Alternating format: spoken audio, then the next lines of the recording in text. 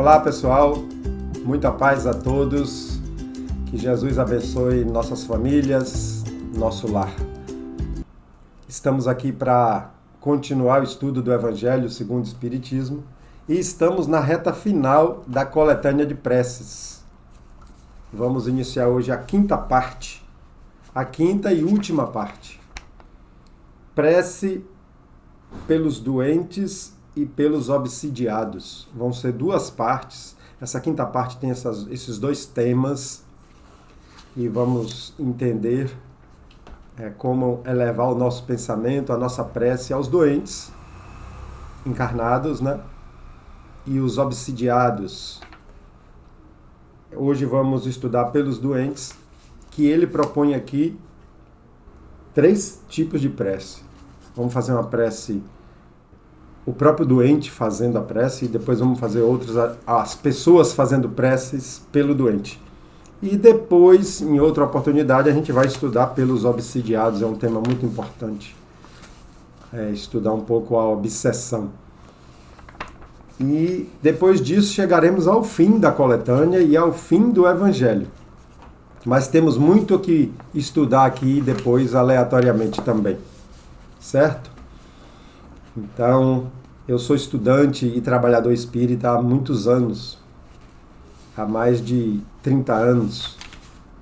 E já estudei várias obras da doutrina, dos espíritos que psicografam para nos ensinar. Então vamos lá.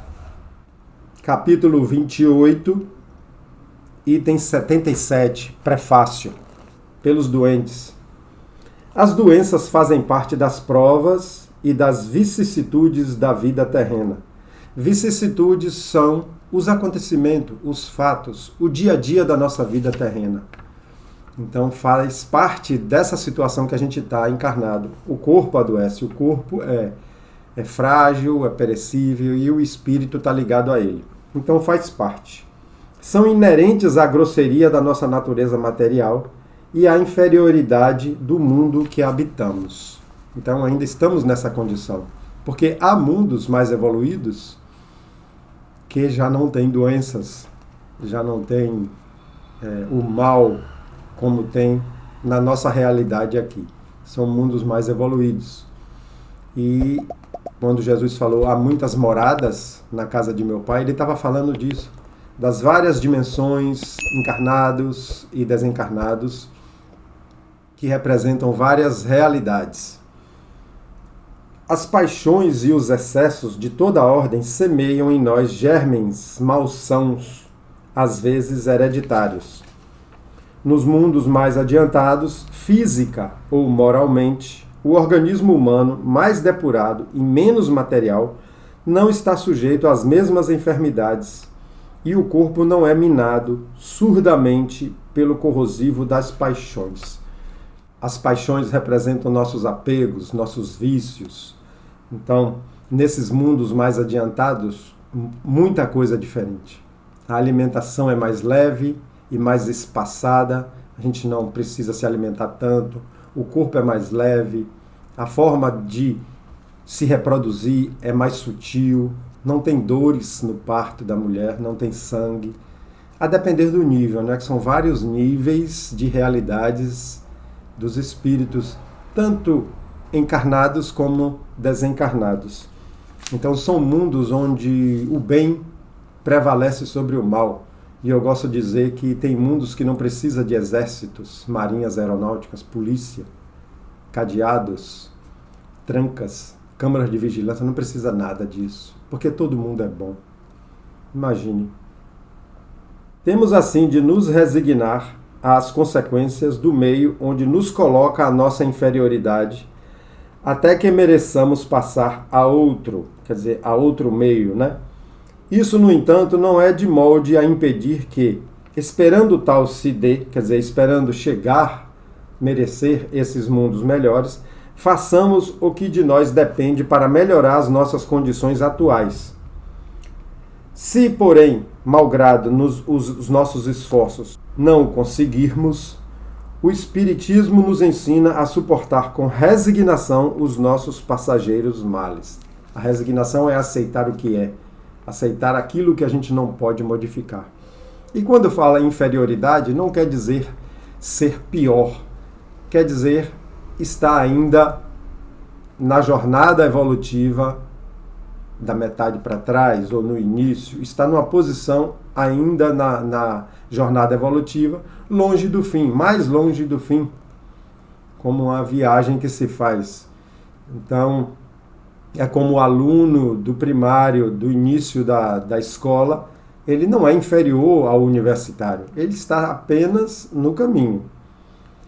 Se Deus não houvesse querido que os sofrimentos corporais se dissipassem ou abrandassem em certos casos, não houvera posto ao nosso alcance meios de cura. Né? Os meios que nós temos de cura, os vários meios, o mais conhecido, a medicina, né? Mas existem outros meios. Conhecemos as dietas, os chás, até as curas espirituais que acontecem nos tratamentos dentro dos centros espíritas. A esse respeito, a sua solicitude em conformidade com o instinto de conservação indica que é dever nosso procurar esses meios e aplicá-los. Devemos procurar conservar a saúde do nosso corpo, porque é dele que fazemos uso para essa viagem aqui nessa existência, essa viagem de reencarnação, de tratamento, de aprendizado que fazemos aqui.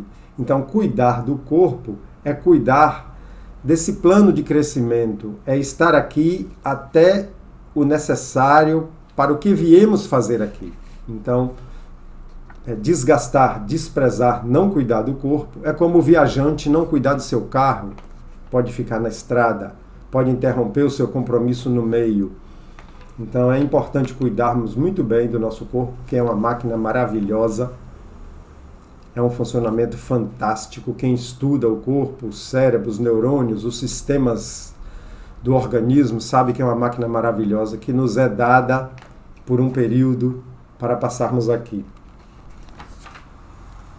A par da medicação ordinária, quer dizer, da medicação comum, elaborada pela ciência, o magnetismo nos dá a conhecer o poder da ação fluídica e o espiritismo nos revela outra força poderosa na mediunidade curadora, a mediunidade de cura e a influência da prece.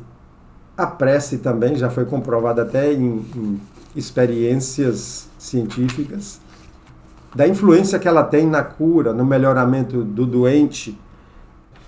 Então, como eu tinha falado antes, acontece curas nos tratamentos espirituais, nos passes, nos tratamentos magnéticos dentro do centro espírita.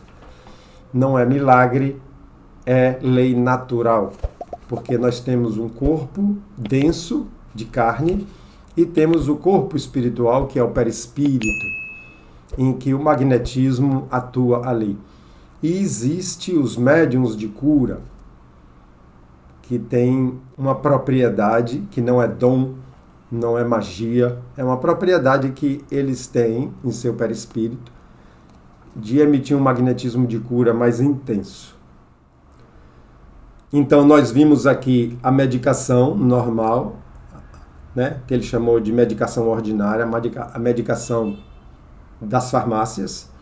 Temos o magnetismo, temos a prece, tudo como meio de melhorar a nossa saúde do corpo. E aqui ele vai sugerir a primeira prece. Como eu falei, pelos doentes tem 3 tipos de prece. Aqui ele vai sugerir a primeira prece para ser dita pelo doente.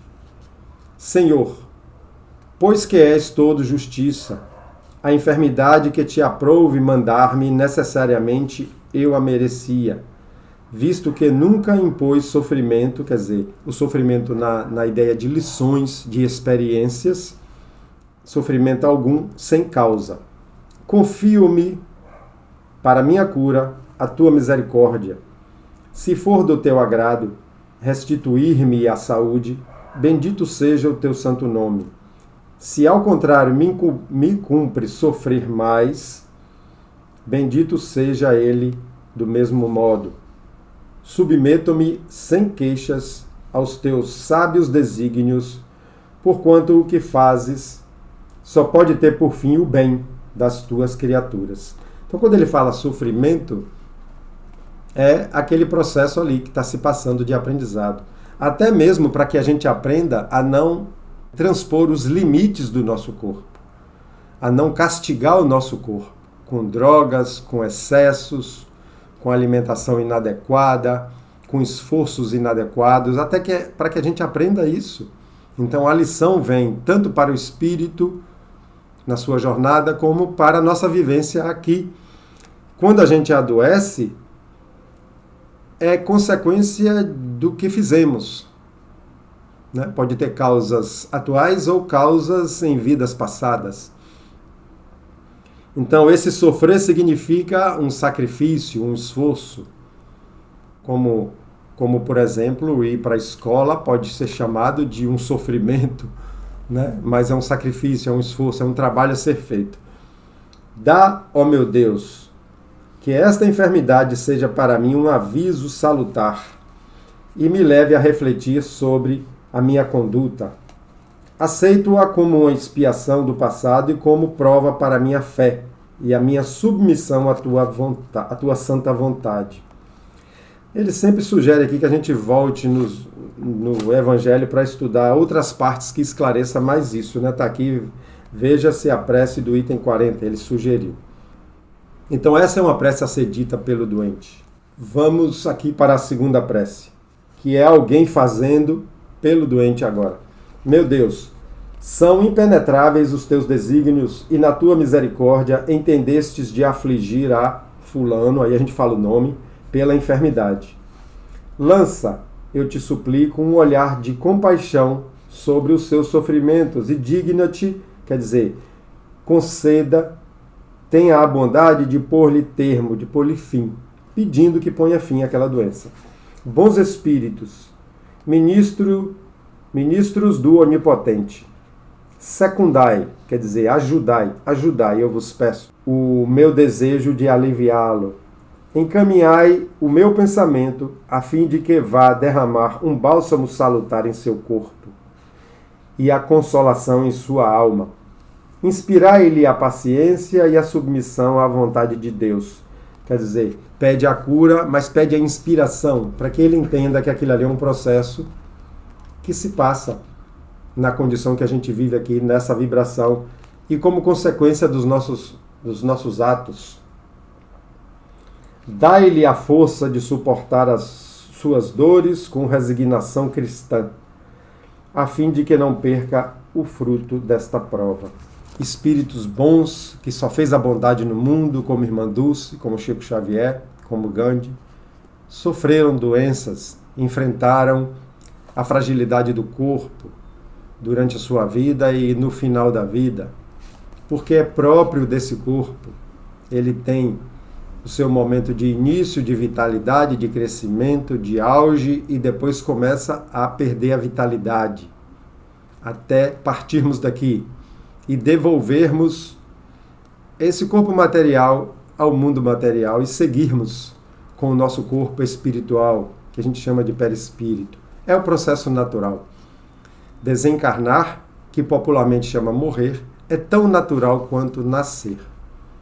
Vamos aqui para a última prece desse item, para ser dita pelo médium curador. Quando eu tenho um médium de cura, é sugerida essa ideia de prece, que não precisa ser seguida rigorosamente como está aqui. Meu Deus, se te dignas, quer dizer, se concede servir-te de mim, indigno como sou, poderei curar essa enfermidade. Se assim o quiseres, porque em ti deposito fé, mas sem ti nada posso. Isso é o médium curador elevando o seu pensamento a Deus.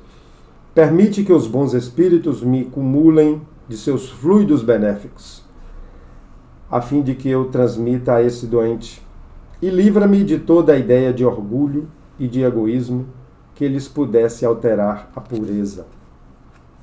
Então aqui o médium curador faz essa prece na hora de começar seu trabalho de cura. Nos centros espíritas, em dia de palestra pública, pode ir lá receber passes. São também energias harmonizadoras do nosso corpo espiritual.